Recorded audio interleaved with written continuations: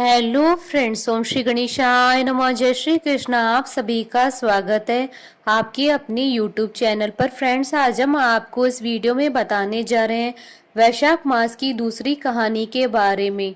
Friends, वैशाख मास महात्म की कथा की वीडियो आप देख सकते हैं हमारे चैनल पर।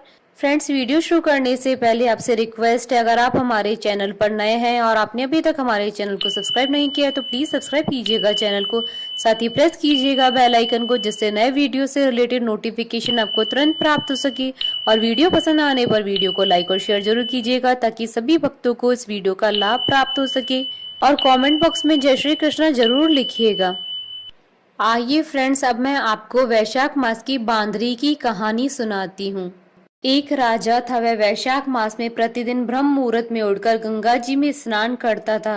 राजा का आदेश था कि मुझसे पहले गंगा जी में कोई स्नान नहीं करेगा। राजा जब गंगा जी में स्नान करने जाते तो उन्हें प्रतिदिन शांत जल के स्थान पर हिलता हुआ हलचल युक्त जल दिखाई देता था। तो राजा को संदेह होता था कि निश्चय ही मुझसे पहले कोई गंगा जी में स्नान करता है। अतः राजा ने नदी के तट पर पहरेदार बिठा दिए। गंगा जी के तट पर एक वृक्ष था, उस पर एक बंदरिया रहती थी। वह प्रतिदिन राजा के स्नान करने से पूर्व स्नान करके वृक्ष पर चढ़ जाती थी।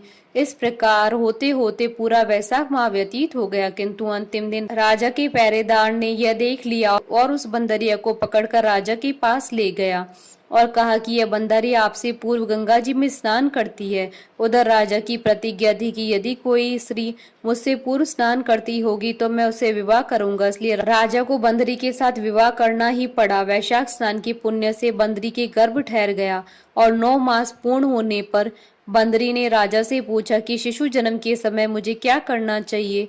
तब राजा ने महल में एक घंटी लगवा दी और बंदरी से कहा कि जब तुम्हें दर्द हो रहा हो तो इसे बजा देना, मैं संपूर्ण प्रबंध कर दूंगा। राजा की अन्य रानियां भी थी जिनके कोई संतान नहीं थी, अतः बंदरी को गर्व है यह सब समाचार जानकर अन्य रानियां मन ही मन उसे ईर्ष्या करने लगी और भावी संतान का नाश करने हेतु विभिन्न योजनाएं बनाने लगी। घंटी लगी देखकर एक रानी ने बंदरी से इसका कारण पूछा। बंदरी ने संपूर्ण वृतांत बता दिया। रानी ने उसे बहकाया कि एक बार घंटी बजाकर तो देख कि राजा आते हैं या नहीं। बंदरी ने घंटी बजाई तो राजा दौड़े दौड़े महल आए और घंटी बजाने का कारण पूछा। इस पर बंदरी ने उत्तर दिया कि मैंने तो रानियों के कहने पर घंटी बजाई थी। तब रानियों ने राजा से कहा कि यह तो पशु है, न जाने कितनी बार घंटी बजाएगी। इस प्रकार कहकर उन्होंने घंटी को हटवा दिया। कुछ दिनों बाद बंदरी के शिशु जन्म का समय आया तो उसने अन्य रानियों से पूछा कि मैं क्या करूं। तब रानियों ने कहा कि तुम आंखों पर पट्टी बांधकर सो जाओ। और बंदरी के वैशाख मास के स्नान के पुण्य के प्रताप रूप में एक सुंदर पुत्र हुआ। शिशु के जन्म होते ही उसके रोने से पूर्व ही रानियों ने उसे एक टोकरी में रखकर दासी को दे दिया और आदेश दिया कि इसे नदी में बहाकर आ जाओ, और उस शिशु के स्थान पर एक पत्थर रख दिया। राजा को भी कहला दिया कि बंदरी ने एक पत्थर को जन्म दिया है। राजा ने सुना तो उन्होंने भी संतोष कर लिया कि जब दूसरी रानियों को संतान नहीं हुई तो यह बंदरी अर्थात पशु है, इसकी क्या संतान होगी।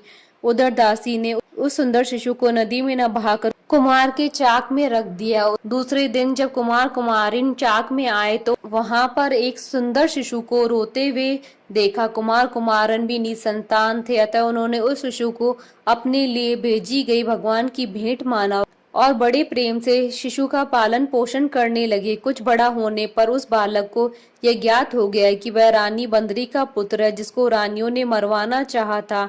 एक दिन वह बालक कुमार के बनाए हुए मिट्टी के हाथी घोड़े लेकर पनगढ़ पर जा बैठा और दासियों को देखकर कहने लगा, आओ रे मेरे मिट्टी के हाथी घोड़ों, पानी पियो। जब दासियों ने यह बात सुनी तो वह हंसने लगी और बोली, अरे मूर्ख, कभी मिट्टी के हाथी घोड़े भी पानी पीते हैं क्या। इस पर उसने कहा कि कभी बंदरी के भी पत्थर जन्म लेता है क्या। उस बालक की यह बात दासियों ने जाकर महल में कही।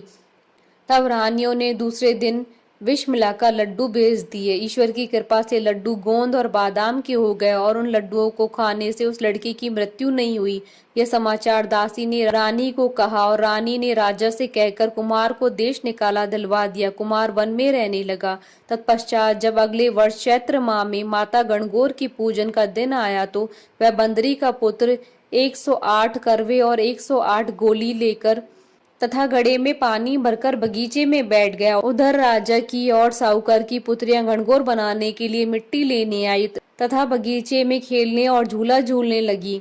इस कारण कुछ समय बाद प्यास लगी, तब उन्होंने उस बंदरी के पुत्र से जल पिलाने के लिए कहा तो उस युवक ने उत्तर दिया कि मेरे पास एक गोली है और उसे खाती जाओ और मेरे चारों ओर फेरे लगाती जाओ, तब मैं तुम्हें जल पिलाऊंगा। इस पर पहले तो कन्याओं ने मना कर दिया, किंतु प्यास तीव्र होने के कारण मान गई। इस प्रकार गोली खाने और उस युवक के साथ फेरे लेने से वह गर्भवती हो गई।